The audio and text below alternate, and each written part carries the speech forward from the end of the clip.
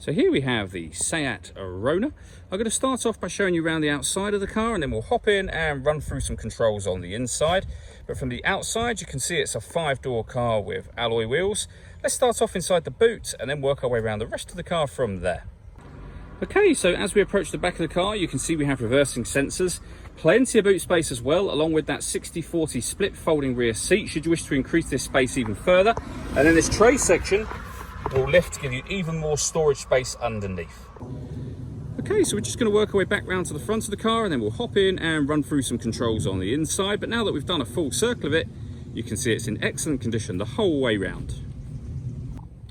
Just briefly before we climb in the car, it's well worth seeing the interior from this exterior point of view. There's plenty to run through on the dashboard, so let's hop in and we'll do that right now. Okay, now that we're inside the car, we're going to start with the dials. On the left-hand side, we have the rev counter, and on the right-hand side, the speedometer. Also, over on that right-hand side, you can see the fuel gauge as well.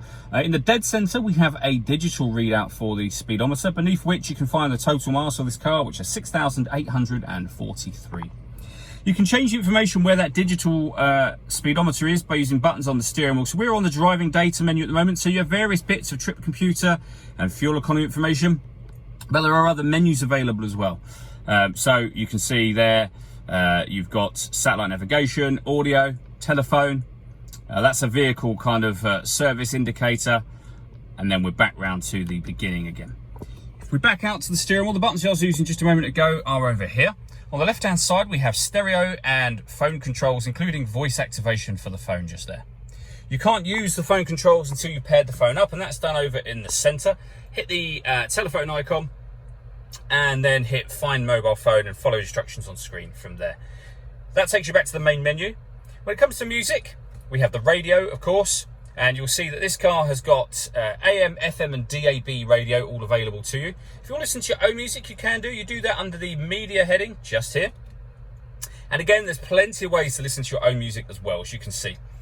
One of those ways is Bluetooth audio. So once you pair your phone, not only can you make and receive phone calls, but you'll also be able to stream your music wirelessly as well.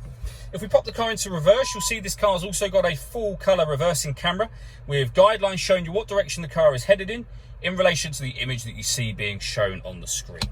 So it does make it very easy to park as well. Below that, we have dual zone climate control. So you can adjust the passenger and driver temperatures, the fan speed up and down. You can determine where you'd like the air to be distributed. When you're happy with those settings, this button turns the air conditioning off in this case, or back on again, or you can hit auto. When we do that, the car will take control of the direction of the air and the fan speed to maintain these temperatures here. So override it, readjust the fans, put it back in whatever setting you want it on, and now you're back in a manual mode for that system again. We have two USB inputs and the auxiliary input underneath there for your music. The gear lever for the fully automatic gearbox, to the right hand side of which we have this button first of all. This turns the parking sensors on and off. This one turns on the autonomous parking. So this car is able to parallel park itself.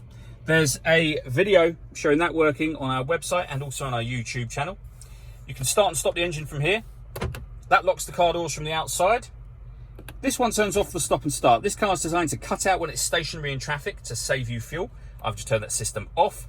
And then finally, this button will change the driving setup of the car. So you can put it into eco, normal, sport, or individual. And under individual, you'll be able to customize it to whatever settings you want it on.